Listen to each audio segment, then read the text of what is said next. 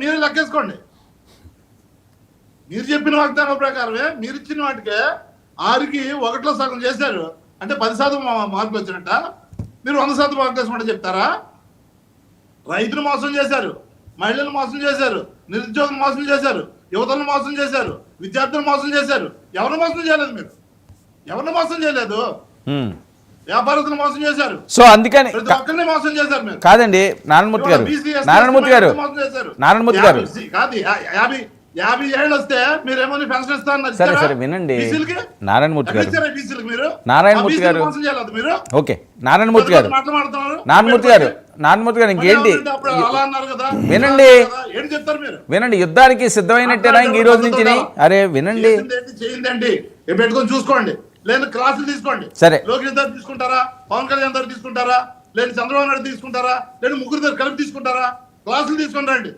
ఎన్ని అప్పులు ఉన్నాయి, ఎన్ని ఆస్తులు ఉన్నాయి, ఎంత వస్తుంది ఆదాయం, ఎంత ఖర్చు పెట్టారు, ఒక్క స్టోన్ వేశారు మీరు, ఒక ప్రాజెక్ట్ కట్టారు మీరు వచ్చిన తర్వాత. అన్ని వైఎస్ఆర్ కాంగ్రెస్ పార్టీ జరిగింది. ఏం చేశారు మీరు? వచ్చి రాజధాని అన్నారు, ఏం చేశారు మీరు? పిచ్చి మొక్కలు తీశారు మీరు. నారాయణమూర్తి గారు పిచ్చి మొక్కల మీద 100 వినండి. కోట్లు దోచుకున్నారు మీరు. సరే వినండి నారాయణమూర్తి గారు అందుకే నా రోజా గారు పూలు పెట్టుకుంటున్నారు. సరే వినండి అందుకే నా రోజా గారు పూలతోటి పూలతోటి నిరసన వ్యక్తం చేస్తున్నారు. వీళ్ళు పచ్చ పూలు ప్రజలకు చెవుల్లో పెట్టారని చూపిస్తున్నారు. అది పచ్చ పువ్వా? ముద్దు బారిపోయింది వీళ్ళకి. గవర్నమెంట్ వచ్చిన తర్వాత ఏం చేస్తున్నారు అర్థం కాక ముద్దు బారిపోయింది. రోడ్ల గురించి మాట్లాడతారు. రమ్మనండి, నేను తీసుకెళ్తాను. రాజమండ్రి విజయవాడ నుంచి నేను తాడేపల్లి కూడా ఉంది, జంగారెడ్డి కూడా తీసుకెళ్తాను. ఎవడొస్తారు రమ్మనండి? పవన్ కళ్యాణ్ వస్తాడా, లోకేష్ వస్తాడా? చొక్కా పట్టుకోమన్నాడు కదా, చొక్కాలు పట్టుకొని రమ్మనండి. కుట్టించుకొని బొంతరా కార్లు వేసుకొని రమ్మనండి. ఎన్ని చొక్కాలు పట్టుకోవాలి చెప్తాను. కరెక్ట్ కాదు ఇది. మీరు తప్పులు చేస్తా ఉన్నారు. దాన్ని మీరు మ్యాండేట్ ఇచ్చారు, 164 సీట్లు ఇచ్చారు. దాన్ని సరిదిద్దుకోండి, మంచి చేయడానికి చూడండి.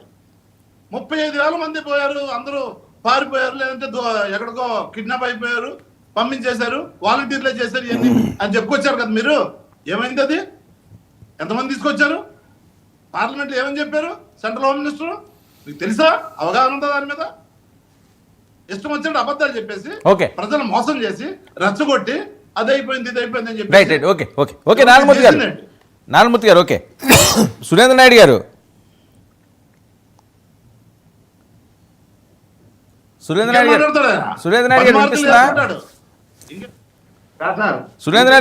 అది పచ్చ పువ్వు అటండి రోజా గారు పెట్టుకుంది.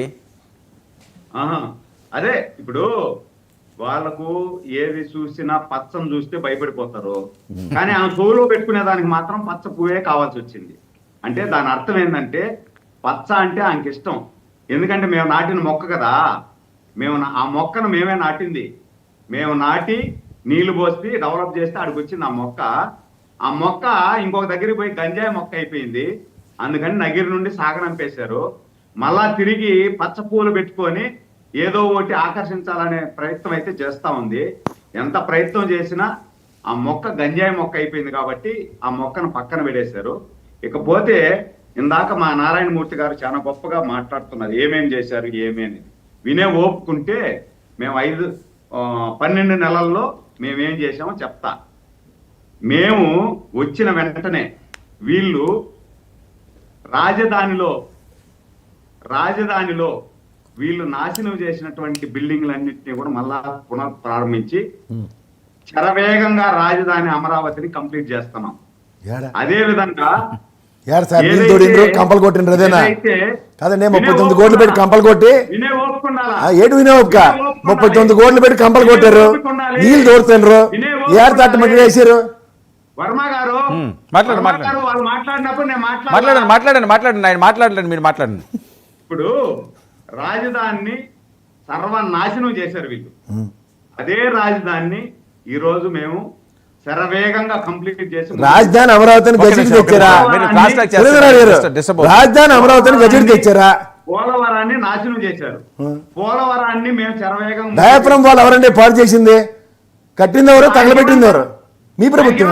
ప్రసాద్ గారికి ఇవ్వండి సార్, మాట్లాడుతున్నారు కదా మీరు. అదే పోలవరం తగలబెట్టింది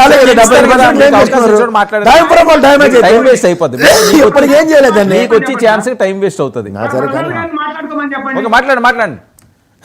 కొంచెం ఉండాలండి, వయసు పెరిగితే కాదు. సరే సరే ఓకే ఓకే కాంట్రవర్సీ వద్దు నీకు వయసు మాట్లాడదాం. పెరిగితే కాదు, వినే ఓపిక ఉండాలి.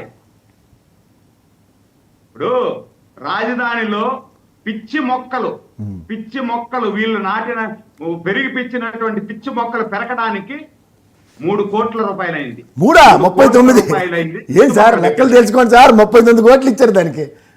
39 కోట్లు సార్, జీవో చూసుకోండి ఒకసారి. మీరు మాట్లాడుకోండి.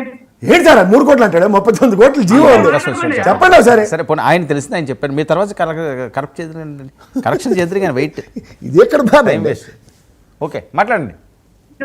సరే అండి, కాదండి ఇప్పుడు మీరు సంవత్సరంలో ఎన్ని చేశారు అన్ని చెప్తారా? సింపుల్ గా మెయిన్ వాటి మీద టకా 4 పాయింట్లు చెప్పండి. వర్మ గారు 2 నిమిషాలు నాకు అవకాశం. ఓకే అదే అండి, నన్ను ఫాస్ట్ గా చెప్పండి. మీరు కాదండి మీరు మొక్కల దగ్గర నుంచి చెప్తే టైం సరిపోదు. సరే ఫాస్ట్ గా చెప్పండి, మీరే చెప్పండి. ఫాస్ట్ గానే 4,000 పింఛన్ ఇస్తామన్నాం, 4,000 పింఛన్ ఇచ్చాం. ఓకే 3 సిలిండర్లు ఇస్తామన్నాం, 3 సిలిండర్లు ఇచ్చాం. ఓకే అన్నా క్యాంటీన్ పెడుతున్నాం. ఈ నెల 15 నుండి తల్లికి వందనం, ఎంత మంది బిడ్డలు ఉంటే అంత మందికి 15,000 రూపాయలు ఇస్తాం. రేపు నెల 15వ తేదీలో రైతులు అన్నదాత పేరుతో ప్రతి రైతుకు 20,000 రూపాయలు ఇస్తా అన్నాం, 20,000 ఇస్తాం. ఆగస్టు 15న ఉచిత బస్సు ప్రారంభిస్తాం.